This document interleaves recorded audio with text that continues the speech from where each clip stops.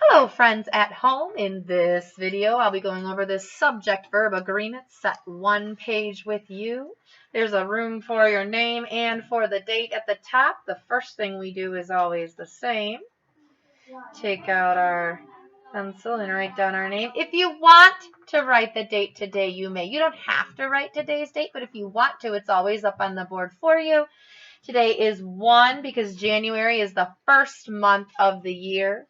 It is 15 because it's the 15th day of January.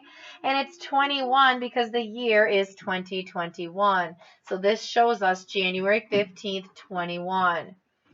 So the directions say read each sentence and then choose the verb that best fits the sentence and write that verb on the line. We've been working on subject-verb agreement. Now, I've told you a lot this week. If it sounds good to your ear, that's how we know they agree. The rule behind it, as we've learned, is if it is plural, if there's more than one, like this case, there are dogs, then we typically don't add an S to the verb. If it is one, like bird, then we add the S to the verb, okay? So rule of thumb for the most part, and again, there's always exceptions to these rules.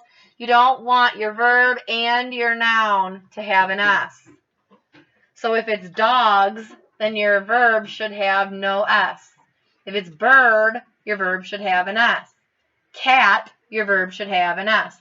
There are some exceptions, but that's pretty much the rule. To make it sound right in our ears, to make that subject and verb agree, if it's a plural, more than one, it has an S, then your verb usually won't have an S. If it's a singular, it doesn't have an S on the end, your verb usually will have an S. Okay, so let's look at the first, we'll do the first three together so you can get an idea of how this works. So number one says, your dog, if I could read today, that'd be wonderful, wouldn't it? Ha, ha, ha. All right. Your dogs blank too much. I gotta switch this mask. It's driving me bonkers. Your dogs blank too much. Now I have dogs. So would I say your dogs barks too much or your dogs bark too much? Camila? Bark. Because dogs is plural. I don't need the S. So I'm going to take this bark and write it nicely on the line. Your dogs bark too much. Sounds good to me. Does it sound good to you? Yeah. Awesome.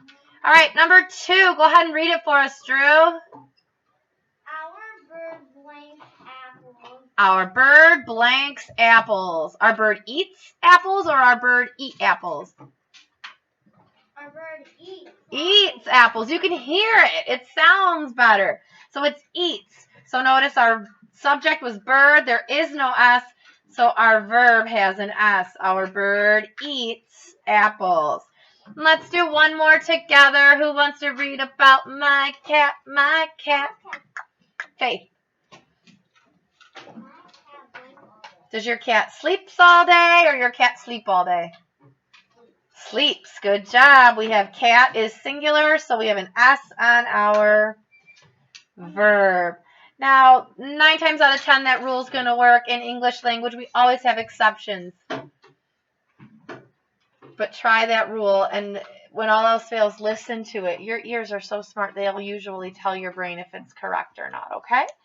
So when you finish going through and filling in all of the verbs, making them agree with your subjects, if you want to color the little girl, you may. If you're at home, take a picture and upload it. And if you're here in the classroom, make sure you bring it up for a grade, okay? See you later, boys and girls. Bye.